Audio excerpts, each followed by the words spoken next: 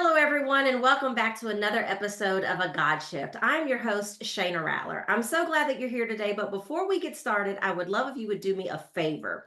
So, wherever it is that you're listening to this episode, I want you to take a screenshot.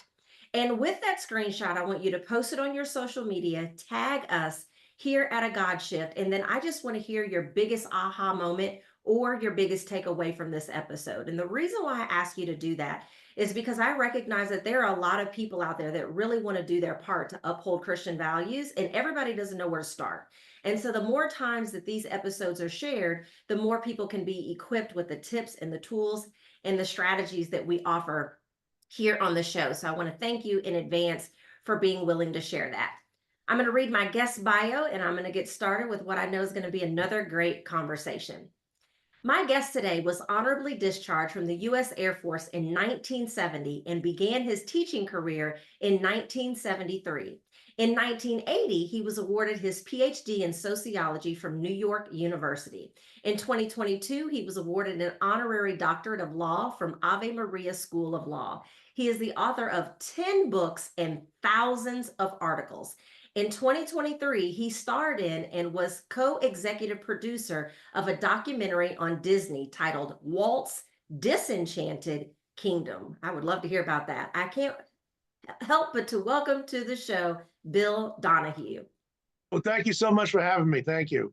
I'm glad that you're here. We've already had some great conversations before we started recording, so I know it's going to be even greater for here on out. So, Bill, you have some really unique and profound perspectives on a lot of what's been going on in the secular world and society these days. So I think it would be a great place for us to start for this interview is what effect has the secular vision of man in society had on our foundational Christian values?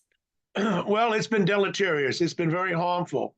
And to be specific, we're talking about the secular view, which means they don't believe in God. They don't believe in human nature. They don't believe in moral absolutes. They believe in moral relativism. They don't believe in truth. They don't believe in original sin. And once you go down that road, then you think that everything is possible. And quite frankly, our society today is suffering because the idea that everyone thinks that they can make up their own mind about what is morally right and what is morally wrong. No society can exist that way. If you don't like the Judeo-Christian concept rooted in the Ten Commandments, okay, fine. What are you going to have in its place? Because if you think that slavery is wrong, I may disagree with you. That's a matter of opinion. You've got to have some kind of an anchor. You've got to have some moral absolutes. And they're trying to say that everything is a matter of whim. So if I believe I'm a woman and you say, well, you don't look like a woman, well, then you're wrong and I'm right because I self-identify. That's the postmodern idea that truth is a fiction. But we all know as Christians, truth is not a fiction. It does indeed exist, as does God. And the secular vision basically comes down to radical individualism. That's not a prescription for a good society. Yeah. It seems like the more we evolve as people and the more we evolve in our level of knowledge and intelligence, the dumber we act. We have all these sayings now like YOLO, you only live once. Well, you're right, you only live once, but how you live matters. And it seems as though, like you said, everyone wants to make up their own rules. We're definitely in a war over truth. If I hear one more person say, well, this is my truth and this is your truth, I think that I may just dig my eyeballs out, because what it usually leads to is exactly what you're saying, is some odd theory that they have come up with, some absolute that they've come up with. And it really makes you question, what is it based in? Because everyone, everyone believes something, even people who say they're atheists. To say you're an atheist means that you believe in something. To not believe in God means you believe in something. And so where are they getting all this nonsense from? Well, it comes from the French, quite frankly, out of the 1960s. It's called postmodernism. And they denied the idea of truth. In my book, Cultural Meltdown, I do mention a particular philosopher by the name of Laurie Calhoun. Now, she was asked by David Detmer, who's another philosopher, but he's a guy who has his head screwed on straight. He asked her a question that I think a preschool kid could answer. The question was this: are giraffes taller than ants? And her answer, I'm not making this up, she's a college professor, is no. It's an article of religious faith.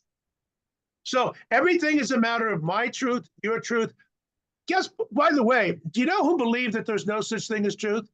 Again, and I have this in writing, in terms of his own writing, Adolf Hitler. Once you believe that there's no such thing as truth, it's just my word against your word. It's my opinion versus your opinion.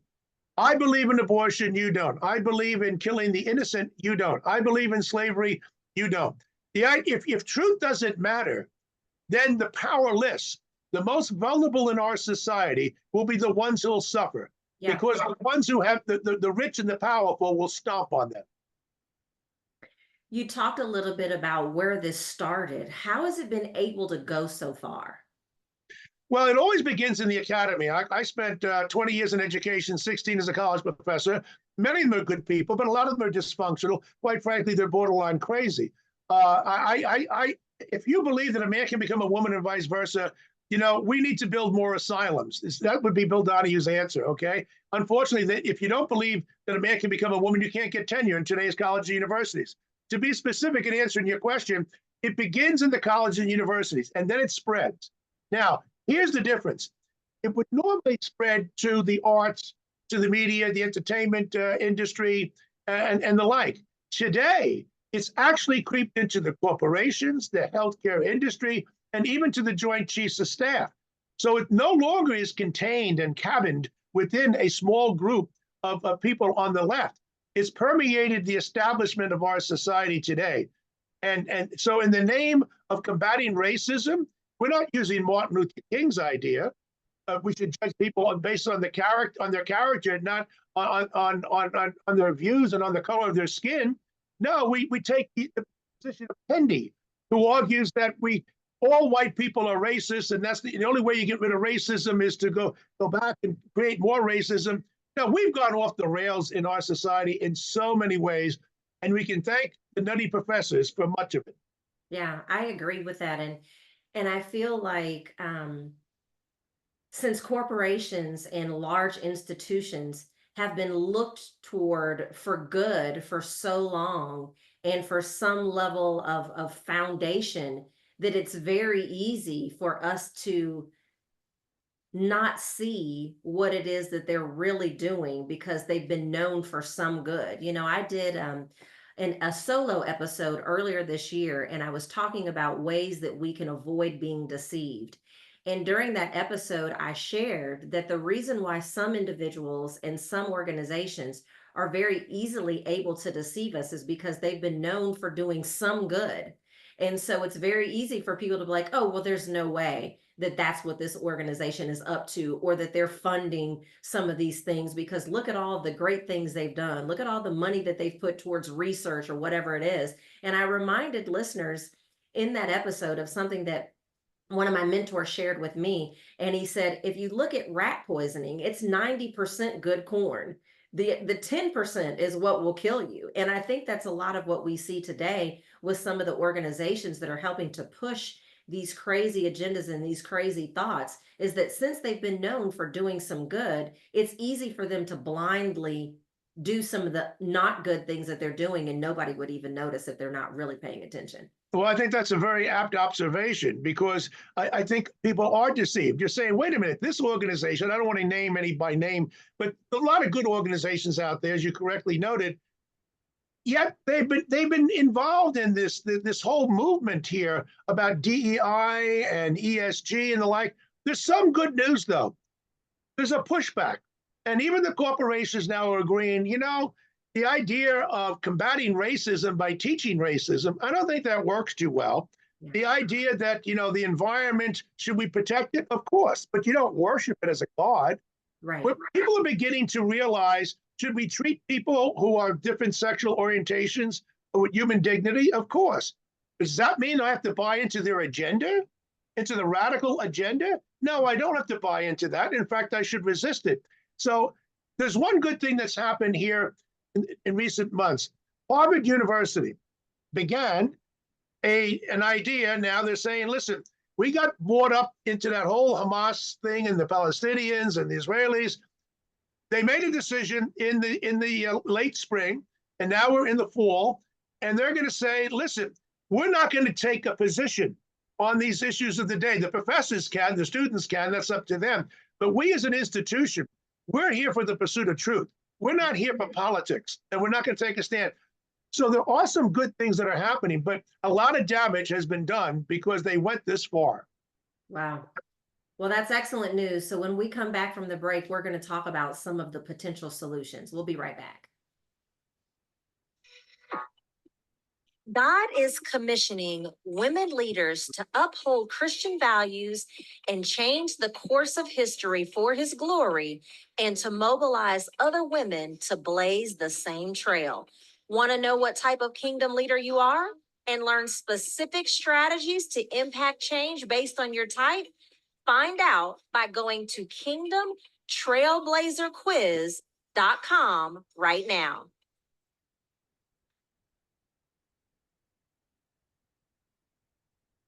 All right, welcome back. So before the break, Bill Donohue and I have been discussing a lot of what we're seeing that is going on, quite frankly, in our world. It's not just limited, here to the United States. Obviously, that's where I have more of my finger on the pulse of what's been going on as a result of what he's referring to as postmodernism. And so, Bill, I would love if you could share, how do we fix this? What are some of the potential solutions?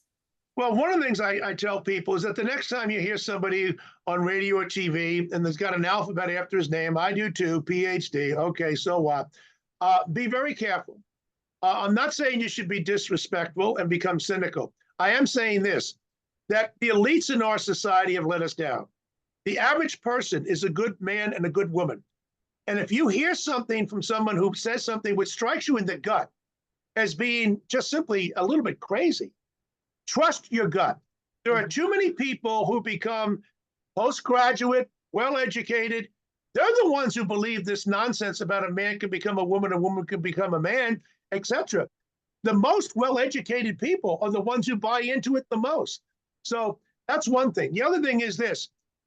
Prayer, of course, is always something that has to be a staple, but it can't just make it a private matter. We have to take our religion into the public square. And I'm not expecting everybody to become an activist. I'm paid to do it, so that's a little bit easier for me.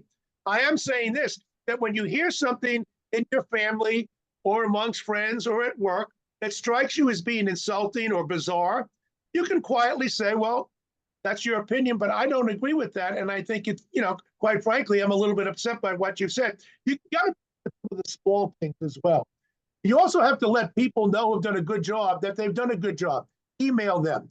Not just your congressperson, but I'm talking about some leaders in your faith community.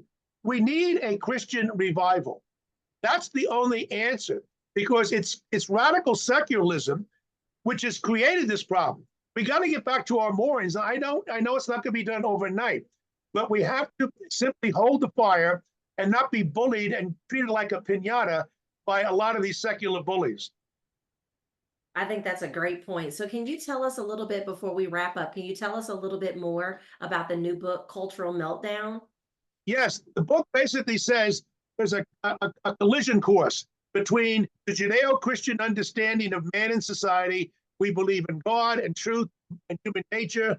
And the other side, the secularists, do not. They're irreconcilable. You can't have a compromise on this. Right now, I say it's a tug of war. Some days I say we're losing. Some days I say we're winning. But in the end, one side will triumph. And people of faith have to hold the line and be tough. And you have to be able to take some heat, because the other side plays dirty. And I'm not asking our side to play dirty. I don't want them to do that. But I am saying this: be resolute, people, and keep the faith. Absolutely. That's great advice. So you have been a wealth of information. Where can they find you on social media? Twitter at Catholic League. That's a good spot. Don't forget our website, www.catholicleague.org, catholicleague.org. We're on Twitter and Rumble and Truth and a lot of those different places, different platforms. But our website has a ton of information about all kinds of subjects. And it's all free. We don't charge like some of these places. If you want to join a member, we'd love to have you. But we put up a lot of material there for nothing. And can they get the book there as well? Yes, go to catholicleague.org and you can order. The book is available in hardback, it's available in Kindle, and it's available in audio book. So some people prefer the audio book. You can get it immediately that way. Go right on to Amazon and you'll get it. Awesome. Well, Bill, thank you so much for being here today. I know that your wisdom and insight is going to be great. Listeners, share this episode, because if you're like me, everywhere you look, you see all of this foolishness. It's like my word of the year is eradicate the foolishness. So everyone share this episode. And I hope that you will consider going back and listening to future and past episodes as well. Everyone have a great day. Bye bye. Thank you so much.